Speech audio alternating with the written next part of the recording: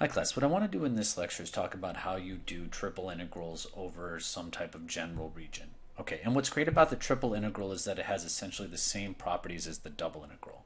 Okay, so what we're going to do is we're going to restrict our attention to continuous functions and to certain simple types of regions to be able to do this. Okay, so let me kind of set this up, and it's really important that you understand how your functions are defined because there's going to be three types of ways you could set these integrals up. Okay, so we have this first solid here. Okay, so the solid region E is said to be of type 1 if it lies between the graphs of two continuous functions x and y. Okay, so what do I mean by that? So this solid region E falls between some function, we'll call the top of it called u2, which is a function of x and y, and the bottom part of that function is also, the bottom part of this region, excuse me, is also a function of x and y. Okay, so you can think of this region D here in the graph as the projection of E onto this xy plane, like if you were to just stamp it down into the two-dimensional xy plane. Okay, so how are we going to find the triple integral of this solid region here, E? Okay, well notice, this is incredibly important. Notice that Z is defined as a function of x and y. So when we go to do our triple integral, our dz is going to be the first thing we're going to do. Okay, so as I was saying, notice that the upper boundary of the solid E is the surface with equation u2 is a function of x and y, and the lower bound is of this surface is defined by the equation z, which we'll denote as u1 of x and y. Okay, by the arguments that we've seen in this class, it can be shown that if E is a type 1 region given by this equation here, which it is, okay, then the way you would evaluate the triple integral of this region is you would the first integral here, okay, you would do a dz integral, and your lower bounds of integration would be this u1, and your upper bound of integration would be this u2. Okay, so the meaning of the inner integral on the right side here is that x and y are held fixed, and therefore when you integrate both these two functions, the x and y are regarded as constants, and when you do this with respect to z. So it makes it really, really straightforward and easy actually to do this. Okay, so in particular, if the projection d of E onto the xy plane is a type 1 plane, as you see here, now what we're changing a little bit here is now my y, how we're defining y. Y is now a function of x. Okay, so what that means now is my next part is going to be a dy integral. All right, so if you have the following here, a is from some numbers a to b. My y varies as some function from g1 to g2 where they're functions of x, and z varies by u1 to u2 where those are functions of x and y. So this is how you're going to set this up. You're going to go dz, which is a function of x and y, dy, which is a function of x, and then dx, which are just the constants. Okay, so do you see how we're doing this?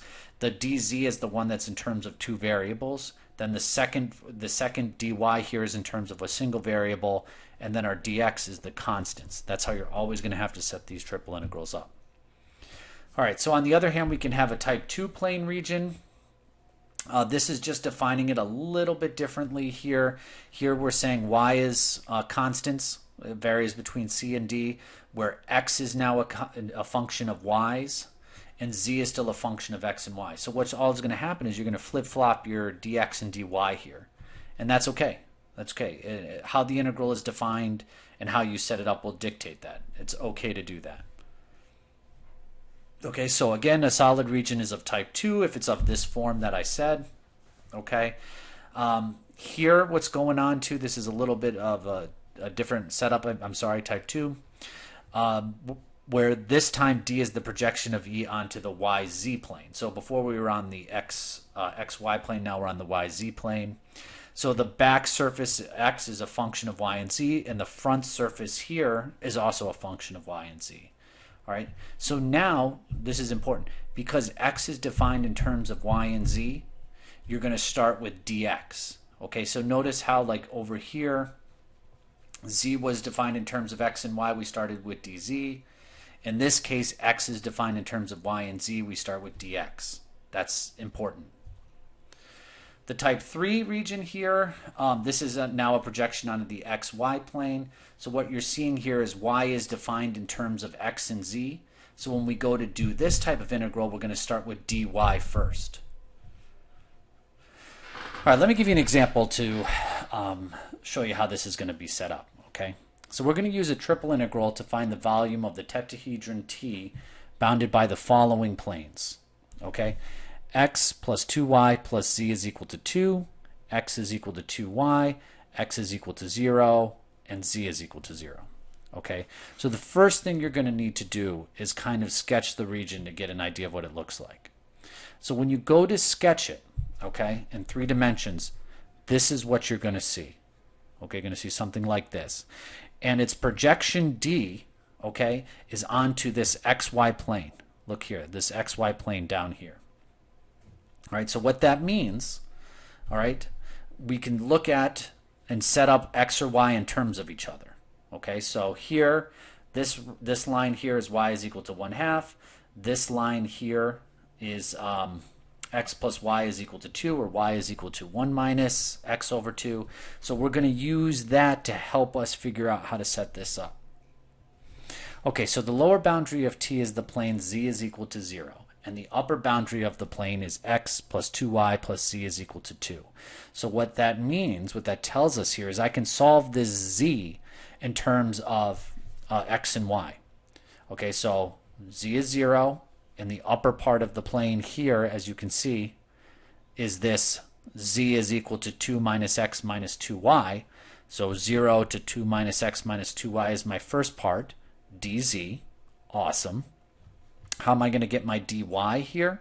Well, looking back, my dy is going to go from this level to this level up here. So my y is going to start at the bottom value is going to be y is equal to x minus 2, and the upper value here is going to be 1 minus x over 2. So that's how I get these inner bounds here. All right, now my dx, what does x vary from? X goes from 0 to 1. So that's going to be how I set up this bound here. Here, when there's nothing in here, it's a constant constant of 1.